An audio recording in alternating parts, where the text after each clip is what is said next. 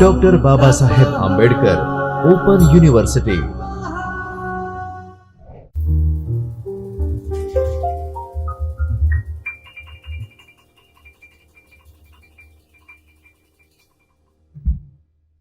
Namaskar. I, Dr. Reena Vaishnav, welcomes you all to Dr. Babasaheb Ambedkar Open University's video lecture series. This particular session will focus on MA Part 2, Paper 5, Literary Theory and Criticism, Block 4, New Criticism. So, let's to begin with know something about literary criticism. There is a difference between criticism and criticizing. Criticism does not mean criticizing something. It means analyzing and evaluating. Before we embark into the journey of literary theory, let me tell you one thing, that literary theory is not very hard. It just involves that you should understand the concept, and once you understand the theory and how to apply that theory in literature, literary theory can become one of the most interesting parts of literature. But before we understand literary theory, it is important that we should understand literary criticism, what exactly it is. Let's first see what literary criticism is all about. I just give an example. When we go to a marriage or party, in order to meet our friends and relatives, we have the habit of observing things in the party. We look at the food, what kind of flavor it has. We look at the decoration. We look at the people who are all there in the party. And what we do? Next day, we come back home and we talk to our friends over the phone and we give opinions about that. The food was not good, but the dessert was good. And we talk about decoration. We give opinion and analysis of the party. This process is called criticism. There is a difference between criticism and criticizing. Criticism does not mean criticizing something. It means evaluating. It means judging that thing, analyzing that thing, and talking about positive as well as negative aspect of that particular thing. We, as a critic, to do so many things. When we go for a movie, what we do? We normally read the critic's review about the movie. These critics, who are the film critics, they tell us like how's the plot it is, right? How the storyline is, how the characters are, how the characters acted in that movie, what kind of age group the movie is targeting. Is that movie worth watching? It is or not? All these questions are answered by the film critic. This is a very famous movie, in which, we have one food critic who goes to restaurants. He eats the food and he gives the opinion about that food. So, what do people? People read his review and then they decide which restaurant they want to visit. So, this is all about criticism, how we critic things around us. Now, let us look at literature and how criticism applies to literature. When it comes to literature, we have so many books. There are people who read those books and give their opinion about those books. Criticism in literature can be on two bases: evaluating literature in general and evaluating literature on specific works. What exactly it is? What does it mean, evaluating literature in general? So, Let me take an example. Aristotle in his Poetics talks about evaluating literature in general. He did not touch any specific topic or a specific book. He has not talked about specific writers or works, but he has given characteristics of theatre, a play and a poem. And what does it mean evaluating on specific works? What does it mean? So on the other side, we have writers like Matthew Arnold. Matthew Arnold is very famous for touchstone method. What it is there? Who has written a work called The Study of Poetry. In this work, he has talked about touchstone method. What exactly it is? There are certain writers who are very good, whose passages of poetry can be used as a reference in order to judge the poetry of other writers. And then he has criticized several writers like Chaucer.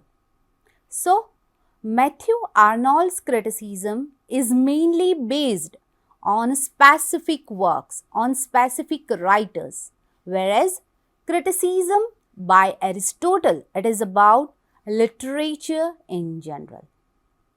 Criticism started from 500 BC. At that time, we had Greek critics. Next came Roman Empire, where Longinus contributed in the field of criticism. Philip Sidney was the first critic, from Britain who wrote The Defense of Poesy. Next, we have Enlightenment critics and Romantic critics. During the Victorian period, we can say criticism reached its highest point. During the modern age, literary theory starts to begin. Literary theory has developed through literary criticism itself. We have to understand that literary criticism has slowly changed its shape into literary theory. Now, we have to understand what exactly literary theory. In order to understand literary theory, let's take an example of a car. In simple sense, if I say, if you look at the car from a different perspective or different angles, you will have a different perception about that car. If you look at the car from the front, if you look at the car from the rear, from left side angle, from right side angle, you will have a different opinion about that car. When I will put pink color glasses, I just give you another example. When I put pink color glasses on my eyes, the entire world will look pink.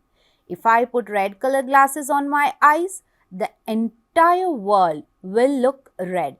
If I put Marxism glasses on my eyes and I look at the piece of literature, I will talk about the elements such as class conflicts, how ruling class is actually degrading the society, how the poor class is suffering. On the other side, if I look at the same text from a feminism glasses, I will take out female problems such as how the protagonist is facing some issues because she is a female. So, literary theory basically helps you look at a single piece from different perspective. Let's take an example of one work, Mansfield Park. If we look at Mansfield Park from a feminist point of view, we will look at the character of Fanny Price and how she gradually develops into an individual. If you look at the same book film Mansfield Park from Marx's point of view, it will look how Britain is colonizing and degrading the condition of other colonized countries. So, similar texts can be looked from different perspective. Literary criticism will help you in critiquing a word, whereas literary theory will help you in critiquing the text yourself. You yourself become a critic and you yourself can interpret literature by using different literary lenses. Literary criticism is basically about critiquing by important critics. On the other hand, literary theory, it is about critiquing a piece of literature by yourself. Criticism deals with great writers talking about great works, and if I am looking at a certain piece of literature from a different point of view, you can say different perspective, and giving my opinion is what literary theory is all about. Now we are going to discuss about what is exactly new criticism. So, new criticism is a literary theory which is developed in Britain during 20th century. American literary theory in the middle decade of the 20th century. It emphasized closed reading, particularly of poetry, to discover how a work of literature functions as a self-contained, self-referential aesthetic object. The movement derived its name from J.C. Ransom's 1941 book, The New Criticism. It is the title of the book. The work of English scholar I.A. Richards, especially in his one work, Practical Criticism, and another work, The Meaning of Meaning, which offered what was claimed to be an empirical scientific approach, were important to the development of new critical methodology. Critical essays of T.S. Eliot, such as Traditional and the Individual Talent, and another one essay is Hamlet and His Problems, in which Eliot developed his notions of the objective correlative. It is a concept of new criticism. Eliot's evaluative judgments, such as his condemnation of Milton and Shelley, his liking for the so-called metaphysical poets, and his insistence that poetry must be impersonal, greatly influenced the formation of the new critical canon. Welleck writes that among the growing numbers of the critics in the 1930s, there were a few easily grouped together. For example, how many writers you can include it in new criticism. So, we can say that Ransom, Alan Tate, Kenneth Brooks, Robert Penn Warren, among the leaders of what he calls the Southern critics, right?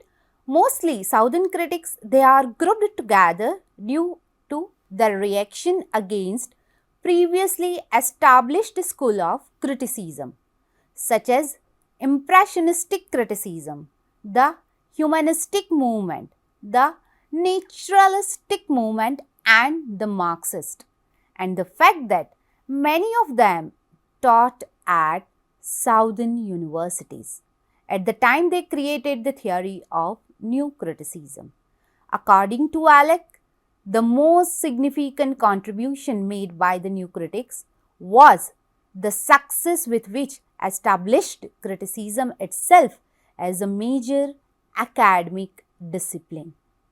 In 1946, William Wimsett and Monroe Beardsley published a classic and controversial new critical essay entitled The Intentional Fallacy, in which they argued strongly against the relevance of author's intention or intended meaning in the analysis of literary work. For Wimsett and Beardsley, the words on the page were all that mattered. Importation meaning of outside the text was considered irrelevant and potentially distracting. So, now we are going to discuss concepts in new criticism. So, the first concept we are going to discuss, it is about objective correlative.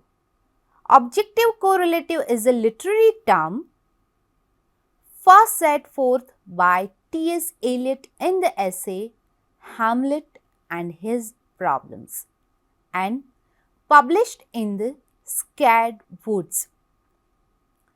What exactly it is theory? According to the theory, the only way of expressing emotions in the form of art is by finding an objective correlative. In other words, a set of objects, a situation, a chain of events which shall be the formula of that particular emotions, such when the external facts which must terminate in sensory experience are given. The emotions is immediately evoked. This term was originally used in 19th century by the painter Washington Allston in his lectures on art to suggest the relation between the mind and the external world. This notion was enlarged upon by George Santayana in interpretation of poetry and religion. Santayana was suggested that correlative objects could not only poet's feeling but also evoke it. The next concept we are going to discuss, it is about intentional fallacy, right? So what exactly it is intentional fallacy? What does it mean? So intentional fallacy is a term used in 20th century literary criticism to describe the problem inherent in trying to judge a work of art by assuming the intent, or you can say purpose, of the artist who created it. This concept introduced by W.K. Wimsatt and Beardsley in the verbal icon. The approach was a reaction to the popular belief that to know what author intended, what he had in mind at the time of writing, was to know the correct interpretation of the work of art. Broadly, intentional fallacy is the idea that the meaning of a work does not originate with author's intention. Authors are unreliable beings, you can say. What they say the work means may not be what it means at all, and there can be a huge difference between intention and end result. I can give you one example, like at the Brisbane, there is one writers festival. A few years ago, Elizabeth Zolli summed it up when she was asked by a member for one of the audience for the meaning of the novel The Well. So what she replied, do you know? She replied, I have written what I have written. Now it's up to you to work it out. So the intentional fallacy is a part of the arguments of American New Criticism, which holds the proper object of literary study in literary text and how they work rather than authors' lives or the social and historical worlds to which literature refers. The intentional fallacy names the act of delimiting the object of literary study and separating it from the biography or sociology. The meaning resides in the literary work itself and not in statements regarding his or her intention that the author make. Right? So it is all about intentional fallacy. Now our new concepts in a new criticism that we are going to discuss about, and that is affective fallacy. So what exactly is affective fallacy? How will you define this concept? Affective fallacy is a term from literary criticism used to refer to the supposed error of judging or evaluating a text on the basis of its emotional effects on reader. This term was coined by William Wimsatt and Beardsley as a principle of new criticism. Wimsatt worked out this position in his influential essay written with Beardsley, and the essay name is The Intentional Fallacy and the Affective Fallacy.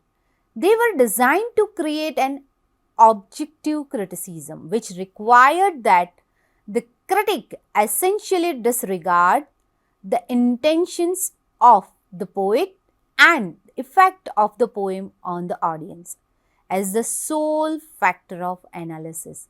That does not mean that such approaches to the work of art are not interesting or important, but they are not the domain of literary critic. Nor does it mean that poems are mathematically operations with a single correct interpretation.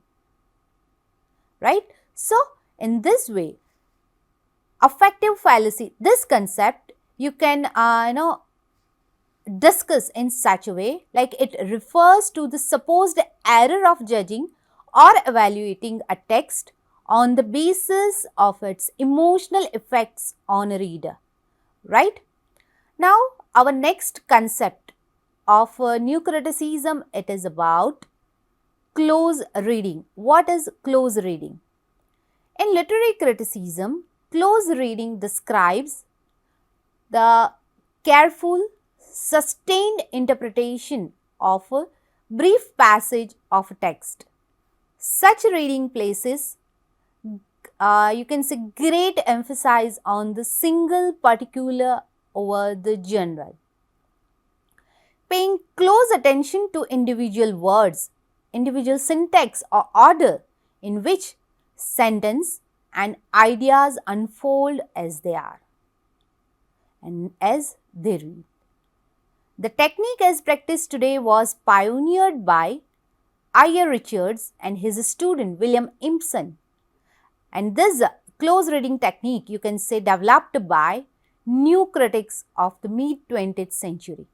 It is now fundamental method of new criticism. I just give you one example of it. There is a very famous critic, Jacques Derrida's essay, Ulysses Gramophone, in which J.H. Miller describes as a hyperbolic extravagant explosion of the technique of close reading, devotes more than 80 pages of an interpretation of the word yes, right? So, close reading, it means you can simply describe the careful, sustained interpretation of a brief passage of a text. Our new concept and new criticism is organic unity.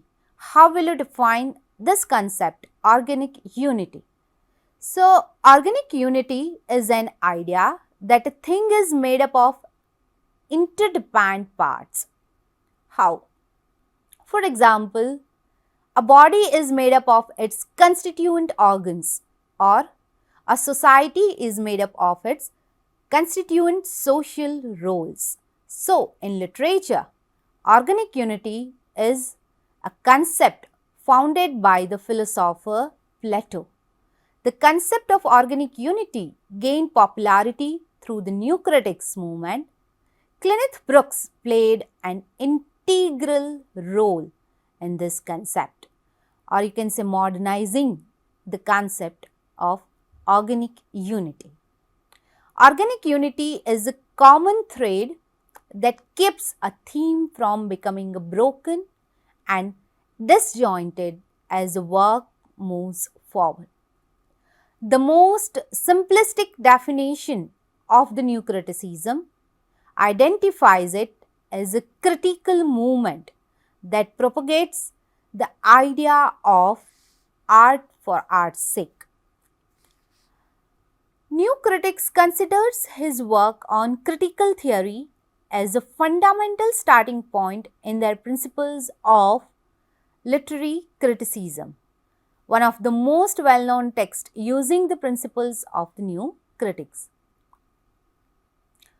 The name New Criticism is taken from an essay that we have already discussed about it, like J.C. Ransom by the same name.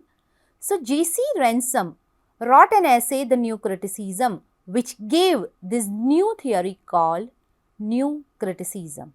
Now, why it is called new criticism? Because it shifts from old criticism. Now, what happened in old criticism? In old criticism, it is a kind of criticism wherein you see author's background, then you analyze the text. But in new criticism says that meaning is generated through the text. Look at the text, closely read the text, and then you find out the meaning. The author's intention is not important because there is an essay written under new criticism entitled Intentional Fallacy that we have also discussed.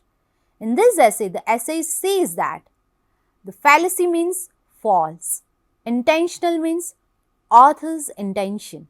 So, we don't know author's intention, and if we don't know author's intention while he is writing the work, how can we judge the work based on his intention? If the writer is writing a work thinking something in his mind, we do not know what he is thinking in his mind. And how can we interpret the work through writer's eyes? Because he is dead. We don't know what he was thinking when he wrote the work, right? So, new criticism is basically concerned with study of words, and the writer's background is not at all important. The intention of the writers while writing a work is also not important. The term new criticism came into general use after publication of J.C. Ransom's work that we have also discussed, and that is applied to a theory and practice that dominated American literary criticism until late 1960. It is a revolutionary critical movement which is not concerned with the sociological or historical aspects of the age in which particular poetry is written. So, in simple sense, if I have to say new criticism, it means what? So, new criticism, it means you have to study particular text. You don't have to bother about sociological background or biographical background of the author. Now, we are going to discuss about basic principles of new criticism. So, what are they? A poem or a work of art should be treated as an object itself, primarily as a poetry and not as any other things, right? In analyzing and evaluating a work, they usually don't refer to author's biography, to contemporary social conditions, and to its psychological or moral effects of the reader. The literary critic must approach the work with open mind, ready to study it as it is in itself. The new critics are mainly concerned with the study of words, with the structure of poetry. The new critics derived their essence from I.R. Richards' practical criticism and William Empson's 7 Types of Ambiguity, which was published in 1930. In simple sense, poetry is a communication and language is a means of communication. So, the new critics seek to understand the full meaning of a poem through a study of poetic language.